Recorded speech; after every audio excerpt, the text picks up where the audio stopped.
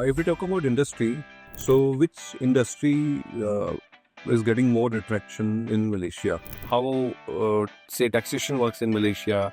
So, how audit works in Malaysia?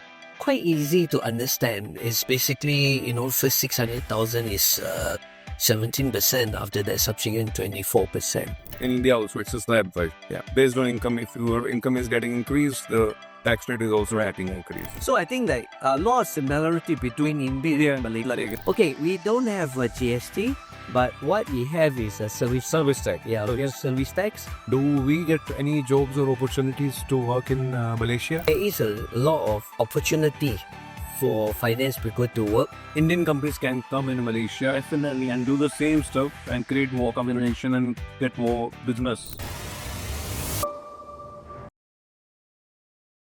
आज हम जो पॉडकास्ट कर रहे हैं वो इंडिया में नहीं, मलेशिया की कोलालंपुर सिटी में जाके कर रहे हैं और हमारे जो गेस्ट हैं वो मलेशियन सिटीजन हैं और इनफैक्ट वहीं मलेशिया के चार्टर्ड अकाउंटेंट हैं और उनके पास 36 और 35 इयर्स ऑफ एक्सपीरियंस है इसी फील्ड में। आइए जानते हैं उनसे वहाँ का टैक्स स्ट्रक्चर क्या है, वहाँ पे जॉब या बिजनेस अपॉर्चुनिटी क्या है और वहाँ का लाइफस्टाइल कैसा है। सो मिलते हैं मिस्टर जेफरी से जो कि मलेशियन सिटीजन है। Good evening mister Jeffrey, how are you? I'm fine, thank you. Yeah, Mr. Hafiz. thanks for coming in our podcast. Mhm. So thank you for giving us time in Kuala Lumpur. So if you can just brief about yourself more about so that we know everyone knows about you. Sure. Thank you, Mr. Ishant. Welcome to Malaysia, especially to Kuala Lumpur. Thank you so much. Okay, basically, we are a local firm in Malaysia. We are basically an auditor and also tax agent and also doing corporate secretary work in Malaysia. And basically, I also a chartered accountant in Malaysia. And I actually a graduate from Australia and been practicing more than about almost 35 years in Malaysia. And when you've done your chartered accountancy? Okay, I'm a graduate from Australia, and then I came back to Malaysia to complete my chartered accountancy in Malaysia. Yeah. Okay. So basically, you are from Malaysia. You're a Malaysian citizen, and then you went to Australia for graduation, and then you came back for your chartered accountancy. Correct. So it means you're passed out of 35 years back. You've done your chartered accountancy. Well, I could say 35 years. I'm 60 now. But you still look like 60. Oh, thank you. I'm more than 35 years experience in the public practice. Okay. Yeah. Okay. So we want to understand more about Malaysia or how say taxation works in Malaysia. So how audit works in Malaysia. So what do you see if we talk about say taxation? So as in Malaysia, what is the corporate tax rate? Right. Okay, let me go through a little bit on the background of Malaysia. Malaysia is a Commonwealth country, and so our law is basically a Commonwealth law. So I think similar what is in India, but of course there's some deviation and big difference between India and Malaysia. But basic law is still Commonwealth law. We are basically only not a very big country. We are about 30 plus million population. Mainly consists of two parts of Malaysia. One is the West Malaysia, which is a peninsula. This is a bit north of Singapore. And there's another part where we call East Malaysia, which is part of the Borneo Island, which is actually Sabah and Sarawak. But all in all, the end up is about 30 plus million people. Our background of the Malaysian is as I say, is a Commonwealth country. So we actually consist of three races in Malaysia. Basically, the Malay, which is the origin of this land. And then we have migrants like me, are Chinese, and also there are a lot of migrants from India brought in by the British to be based in Malaysia, and they started construction mainly in the plantation and the construction. So basically, Malaysia has three races, and that's why you got a potpourri of different races in Malaysia. And Malaysia is basically a nation, a growing nation, We are, in the midst of increasing our productivity in terms of export and services.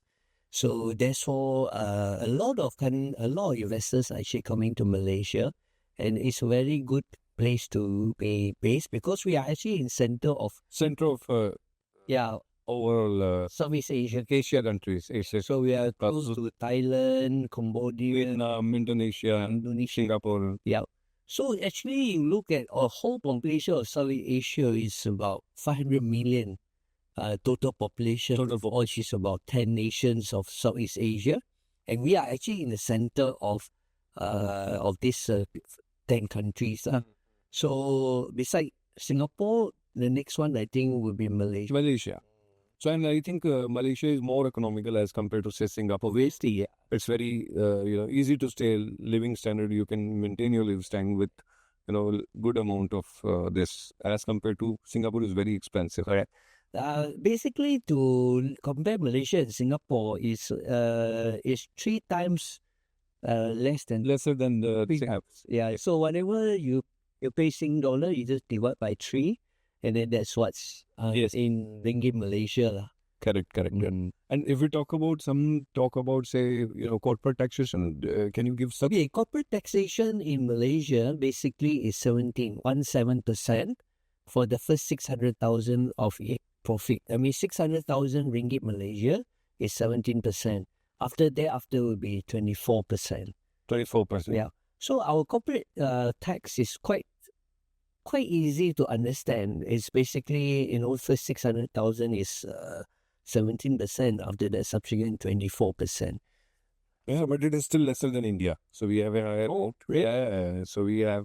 So for some company it is less, like 22.5% also. But some, other than that, there is a 30% kind of a, that. But now the government is working on that, and there is a reduction in tax. But yes, that's good that Malaysia. And what about the individual income tax? Individual income tax, we call it staggered income. Like the higher you are, then of course you have to pay higher tax lah. So basically, starting with 5,000 ringgit and above, then you start paying taxes. But there also a lot of rebates and all those things. I think we can. If you want to come to Malaysia, then you can Google all this. You got individual rebates, you got wife rebates, you got children rebate, and the list goes on.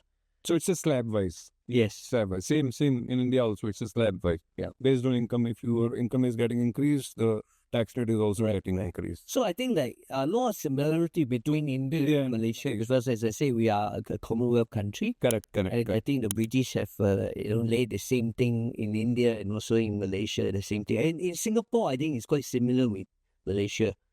So so our laws are quite pretty similar. Yeah, Singapore is also, I think, good laws, and their rates are also not that high. And what about the VAT and all? You have VAT or you have GST? Okay, we don't have a GST, but what we have is a service tax. Yeah, we have service tax. So therefore, it's only like 6 to 8% service tax, depending on which service industry. Like hotels, restaurant, you have service tax. But other than that, they no VAT in Malaysia. So pretty straightforward tax system in Malaysia. Okay. So if we talk about, say, there are two angles, one from jobs angle and one from business angle. If we talk about jobs, how many jobs as a accountant or as a finance background? So do we get any jobs or opportunities to work in Malaysia? Oh yeah. Like for Indians, if someone wants to come to Malaysia, because the country is really good. It's very good to stay in such a good country. So are there any opportunities for finance people? For finance people, yeah, of course. Like we are actually also promoting. The government is trying to promote a lot in export industry, like service industry. So there is a lot of opportunity for finance people to work, especially in the area of finance. For example, we are actually opening up a little bit of north of Singapore, which is another free trade zone that opened up for investors to come in, and then they get tax incentive to work in this area, like a free trade zone. Like, Correct, free trade zone. yeah, so you work inside there, and it's like you get visas easily, and you get tax incentive if you're based in that zone. And then that is something that government is actually trying to opening up all these areas. So there's a lot of opportunities for professional people, finance, in engineering. I think one of the things that I think Malaysia is looking at is data centers. Data centers. Yeah, they're opening For AI or something you're talking yeah. They're opening a lot of data centers, so a lot of IT opportunities to be based in Malaysia. So you have IT expertise, and that. So there is some incentive from government side? Yes, of Okay, if we open any AI center or something. yeah, they are encouraging because a lot of data centers are moving from Singapore to Malaysia. And Malaysia is opening up for that, giving land, giving all the facilities. Okay, so because of economical reasons, it's moving from Singapore to Malaysia? Yeah, because of the cost. So land cost is low, I think rental is low. And living expenses is low, like staying in an apartment and things like that is much cheaper than Singapore. Yeah. So from business angle, for example, being a chartered accountant or MBA guy, do I have to open a consulting company in Malaysia? So how easy it is? So I want to settle down, say in Malaysia, or not settle down. I want to, start my service in Malaysia. So what do you think that, how can we do it? We welcome to any businesses to come in Malaysia, including yourself. You want to open a consulting firm, you're more than welcome. There's no restriction that you can't do this, can't do that. If you have the you have the customer, you're more than welcome to do. There's no restriction on foreigner to be in Malaysia. To work in Malaysia. No restriction. But of course, you need to apply for a long-term visa, which is you need to go through the process of applying this through our Malaysian immigration department. And how is that, easy, or is it a very lengthy process? But depends on what industry. Some skill this is required by our country, like you say IT or finance. So they will give priority to this sort of visas. Okay, you can easily get it. Of course, this is depend from case to case whether what sort of expertise one has. So okay, and so that's more about consulting or business. And what about jobs? If are there any companies who actually encourage foreigners also, or Indians also, to come to Malaysia and apply jobs? Of course, the job we have to look at whether the job is required by the country. For example, some special skill. Yeah, of course we invite. But of course, it's general skill. I think maybe that's something that is a totally different thing. You want to come be a laborer here in Malaysia? I'm talking about consulting. So consulting or finance background, or somebody wants to work in corporates. So it's for the local corporates, local Malaysian companies. So I mean, like for example, like banking industry, they are looking out for many expertise in banking area. I think that's something that one can apply, and obviously you must get an offer from the Malaysian entity before you actually can apply for your long-term visa. And that is, I think, happens in any country. Yeah, that's the same process across. So you're saying that that's the same way you have to apply it and then you can go it. But yes, any entity, any Malaysian company can actually invite you. Yes, obviously. Yeah. Oh, if we talk about industry, so which industry is getting more attraction in Malaysia? So there is the auto industry or textile industry or AI industry. So what do you think that? So what is going more in Malaysia? I think as we are growing, it's a growing nation. I think we are going into any industry, especially industrialization. And also the technology. I think that's something that Malaysia is trying to propagate. For example, Malaysia is going into e-invoicing, which is starting on 1st of July 2025. So that is moving into digitalization of the whole business environment. And that should open up many technology for IT and things like that. I think also government are also encouraging, as I said earlier, about these data centers. So they're also opening up a lot of technology opportunity for either people to work here or people to invest into technology. And I think we are also a growing nation. For example, recently now we are all talking about electrifying all the motor vehicles in Malaysia. So there is a lot of things are moving into that area. And Malaysia is just like racing through after the COVID, like racing through, trying to catch up all these technology advances. On top of that, beside that, I think also there's a lot of service industry. For example, now also we are opening up a lot for tourism. People like you coming in to Malaysia without any visas. I think Yes, it will be. No, yes. We have to only apply for a MDEC yeah, you got ended, but they give you automatically automatic visa. yeah, to come into Malaysia. And then even the China also, Chinese national also coming in for visa free, I think 30 days. So it open a lot of space industry, hotels, for example, restaurants, shopping malls and stuff like that. So I think in all angles, I won't say specifically technology, but you want to talk about any businesses, I think any service industry is a definitely go thing for So service industry is growing. service industry. There's a good growth in the service industry. So back to your question, the textile, yeah, of course, because tourism come, they want to go shopping, they want to go shopping, clothes and shoes and stuff like that. So again, this is a big growing area for us. So I think we are in 2026. I think they're promoting tourism Malaysia. So they're encouraging.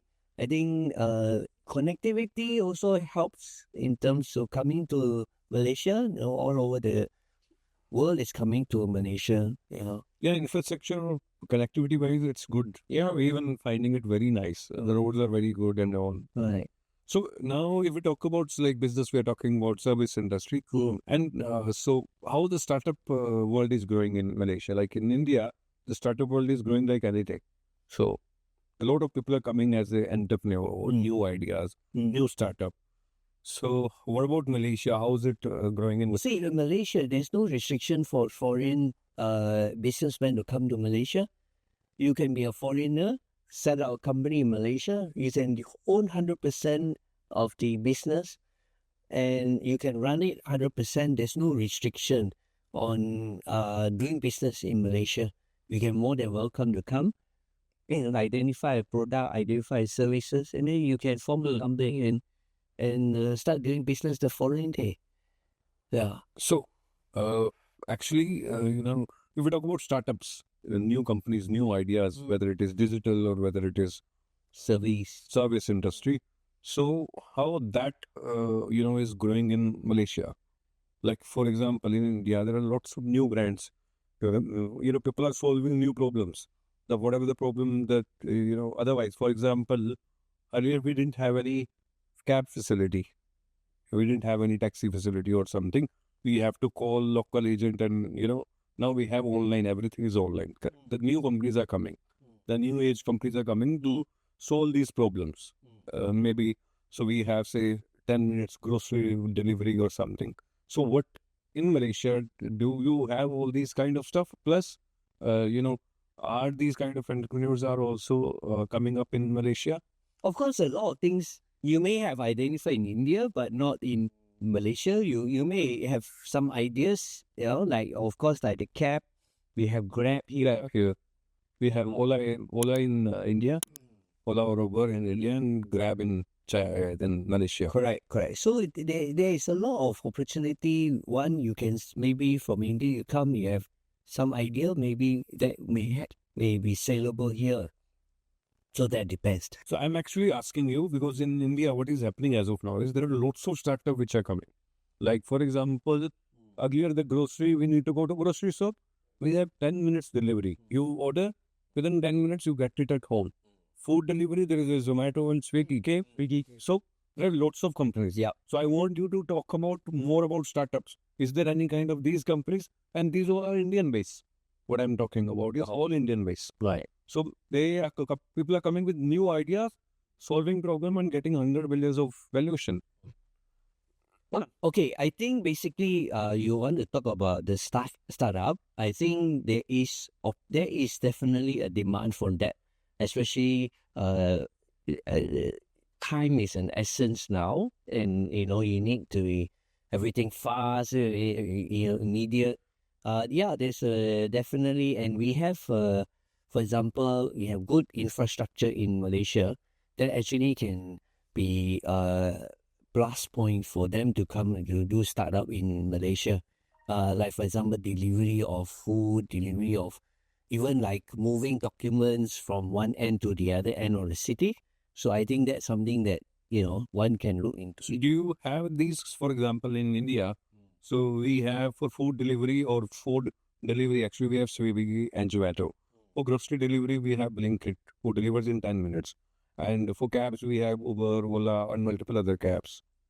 The same way in Malaysia also, is there any startups are going? And these kind of startups are growing in India. So there are multiple people are coming, entrepreneurs are coming who are putting these startups.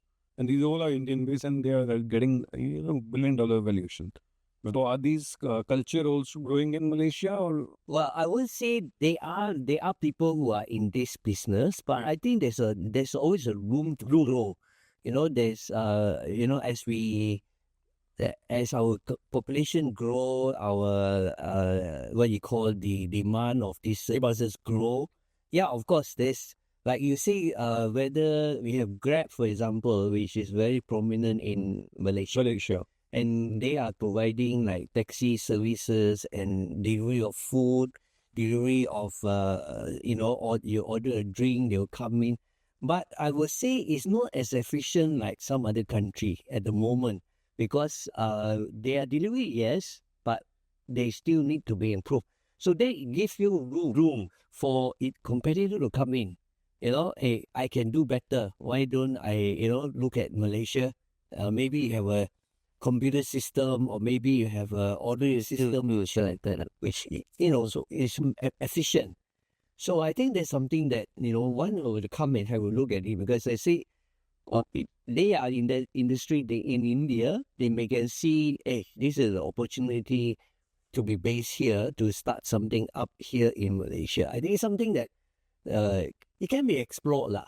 So means you think that there are lots of Indian companies can come in Malaysia Definitely. and do the same stuff and create more competition and get more business from Malaysia. Definitely. The opportunity, as I said, maybe what you can see in India, you experience in India, we can bring that experience into Malaysia and, improve on it. And why not make our life better? Yeah. And make money for the entrepreneur from India. Correct. What happened in India or other countries is maximum business is lying at Big Four. So what Malaysian, as a Malaysian chartered accountant, what we are doing to fill that gap. So if we remove these 4 Big Fours, other than Big Four, there is hardly any name across the world. So we Indian also trying how to bridge this gap. There's a lot of gap. But in these Big Four and other firms, correct. Fifth firm will be like GT or let's remove this top 10. Other than top 10, in the world there is nothing. Yes. So that has to grow. Yeah. So means we can talk about that also in Okay, I think basically in Malaysia, of course you have the big accounting firms, but they also have a medium-sized firm, but they also have local firms for the local flavors of advice. For example, like the law and the immigration law. I think for us, we give like a more local touch advice to the foreigners, maybe from India, from China, or any other country. I think that's what the advantage of smaller firms rather than Big Four. They have they have big office and and they don't have one special person to look after your interests. where else we as a small firm, we partners look into that personal interest of the firm. The mid-sized firm, I think, somehow the mid-sized firm or small firm get into more depth of the client and give them the correct advice and, come out with the better results. So, otherwise, somehow, though the business is lying at Big Four, but there's a lot of room available. What do you think? There's always a saying, to become a big fish, you need to be small fish first. And then we look after the small fish and let it grow. And that's where the firm become attached to the client. I think that's what the saying always say. You can't be when you suddenly become a big fish. You need to Be small, and then you can. then become big. And that's how we nurture these small companies to become big. And then, of course, the big, they have a different need and all those things can go bigger firm. But meantime, when they are small, they need advice as being a smaller entity. And then that's where we come in as advisor to people. Yeah. But somehow, these the smaller firm, mid-sized firm give, more inclined towards the client. Correct. And anyways, in the service industry, you need to provide a better service. Correct. To be in this industry. Correct. But we talk about India, so there is a lot of room. As per our understanding, there is a lot of room between, say, Big Four and other firms. Yeah. So there is a lot of opportunities. I take it as an opportunity. There is a lot of opportunity available in the market in India. Correct. Because the lot of business is now actually moving towards other firms, but Yes. there is still an opportunity. What about Malaysia? Is that room still be there in Malaysia also like the same in India, or Obviously, there are some firms which have taken and the Big Four is not like that Big Four in Malaysia? well, as I say, the Big Four has got their own market. We smaller firms have smaller other markets, which is a smaller market, smaller companies market.